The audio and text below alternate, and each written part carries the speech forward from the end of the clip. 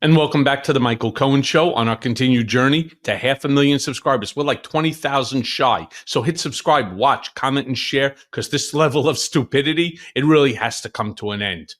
Now, the major question that Democrats are asking this week, other than, of course, how Americans will be affected by the funding bill, is how we can keep the momentum from last week's election victory. MAGA, well, they seem to also be threatened by the Democratic wins. Fox News' guy, Sean Hannity, well, he told his viewers that America will be doomed. Get a load. Will be doomed if we end up like New York, New Jersey, California, and Illinois. AKA, by the way, 4 states that make up a third of the United States of America's GDP.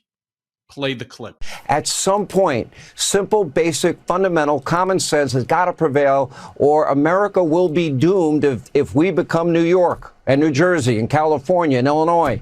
But yeah. Oh, we should be so bad. How about being like Alabama or being like Louisiana or being like one of the other states that basically has the lowest that has the highest unemployment rate and has the lowest scores for reading and arithmetic and so on. Right, Sean. Literally 1/3 of the United States' GDP comes out of those 4 states.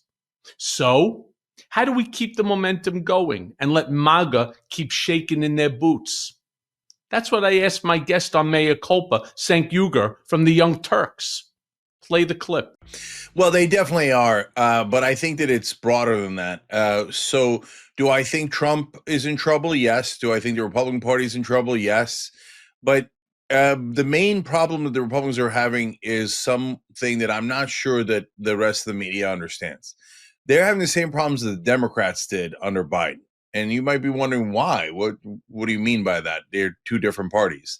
No, not really. They're both the establishment. And so Biden didn't deliver for the average voter, and so they hated him. And then Trump now has not delivered for the average voter, and the Republicans just gave enormous tax cuts for the rich and for corporations and haven't done anything for the rest of us. And now they're cutting SNAP, they're cutting Medicaid, they're cutting everything, right? And they're building grand ballrooms and Great Gatsby-themed parties. So, yeah, the American people realize, oh, these guys are full of crap, and they're not going to deliver for us at all either.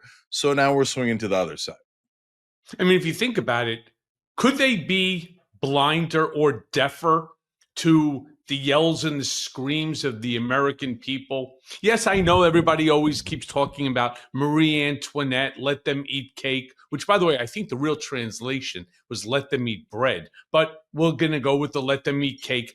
In this case, it's not even let them eat cake. It's just let them frickin' starve while we're going to sit here at Mar-a-Lago. See, I understand what MAGA Mike Johnson was trying to say when he called it an obligatory party. Yeah, there are people. Mar-a-Lago, let me be clear to every person listening and watching this episode. Mar-a-Lago is not Donald Trump's house, okay? It was once a house. It belonged to Marjorie Merriweather Post. At that time, family was the richest family in America. It is not his home. It is a club. It is a club that has members. They have like 500-600 family members, and they pay. They're now paying up to $500,000+ as a bond to be a member, and they pay an annual dues. So I get it that every year, at least since I've known Trump, which is now well in excess of 2 decades, every year they have a Halloween party. But Donald Trump wasn't president of the United States. Could you be blinder and deafer to the problems that exist in this country when you're throwing a Gatsby theme party? And by the way, Gatsby is not the type of party that you want. It was really a play on just how distorted America was in those days between the haves and the have-nots, with women in plastic margarita cups, in bikinis, and people running around with flowing wagyu and shrimp cocktails and liquor galore, while the vast majority of Americans, 42 million, are wondering where their next meal's going to come from. Yeah. So, Michael, I think that Trump is actually in bigger trouble than he realizes, and the media realizes, because it's one thing when we've had corporate Democrats and corporate Republicans my entire lifetime do this same act, right? Oh, we care so much about you, and then they get in office and they pass a whole bunch of things to help their donors and nothing for us, right? And then every once in a while, the Democrats will do, a little bit of relief valve, and they'll do Obamacare. They'll pass one bill every decade or so, maybe every 2 decades. And then so people are like, okay, the Democrats are better. And they are. That's why I'm a Democrat. Democrats are better. Okay. But are they good enough? No, not nearly good enough. Mm, But so why is Trump in more trouble then? Because Trump made both the strategic, correct decision, but also set himself up for disaster when he pretended to be a populist. So what he did was he built up people's hopes mm, much higher, right. right? So like people have a general sense Mitt Romney and Kamala Harris aren't really going to deliver for you. Like if you live in elite circles, you might think that they will, right? You might think that, oh, go, yeah, no, what do you mean? Mitt Romney, the good old days of Republicans that used to, be good people, and Kamala, of course she cares. No, no, guys, they're just corporate Republicans and Democrats. Never gonna ever give you anything. But Trump doing the same thing, but worse, when he promised to be for the average guy way more than the normal politician in America did. So now when he betrays that trust, I think that his biggest problem in the long run is not even with Democrats or even independents.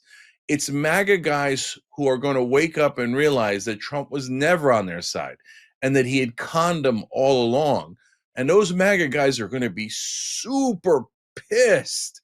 And then, but most importantly for politics, once his support with independents craters, and it's in the middle of cratering now, but it's going to keep on going down. Hmm. Okay. And once it bottoms out, the Republicans are in way more trouble than they realize. Yeah, I know that I saw there was a whole slew of posts on social media, particularly Truth Social, where MAGA faithful, and I'm talking about like the faithful of the faithful, red hat, shirt wearing, barn painting, agri farmers and cattle farms and so on, ranchers, that they're pissed off and they're like, whoa, whoa, whoa, we voted for you.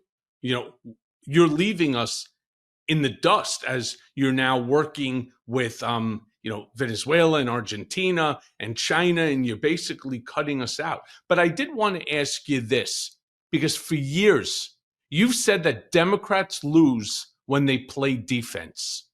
This time they leaned in, right? Abortion rights, gun reform, protecting democracy, and you know what? It's working. Yeah. No, Do you look, think this proves that being boldly progressive isn't political suicide anymore, but rather we can call it almost like political oxygen? oh, 100%. So, guys, first of all, Michael, we got to clarify what we mean by progressive these days, right? So, Right. and people use slightly different terms and they have slightly different meanings and they're important. So, populist in America these days basically means you're for the average guy and not for the donors, right? Progressive means you're on the left, but it has two different branches. One is the culture war stuff and the identity politics stuff, and the other is the economic populism, like the Hmm. economically progressive. So the culture war stuff doesn't work, and I've never liked it. And Democrats used to get mad at me for not doing culture war stuff. I'm like, guys, I'm born Muslim. I mean, I could play that card. We could play any card we like, but that's not going to win over the average guy. We need to be on our side and to deliver for them, for everyone. Everyone, stop with this identity or that identity. Okay. So now, when you turn to the economic side of the Democratic Party, at least their policies, the progressive policies, the populist policies, that's where we are all aligned, right? And not just Democrats, but almost all the independents. The reason I'm on the Democratic side and I'm on the left side is because the policies are better, right? Paid family leave is better, higher minimum wage is better, lower drug prices are better if they ever do them, right? And I can go on, right? So those policies, if the Democratic politicians ever actually did them when they get power, they would be so popular. They have no idea, right?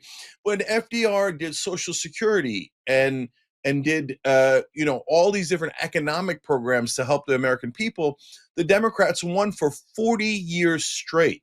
So if we would just do our policies, we'd be in golden shape. And look, Michael, I've been in a war against the establishment side of the Democratic Party for the last 10, 20 years, right? And my main thing is, for God's sake, guys, stop kissing the ass of the donors.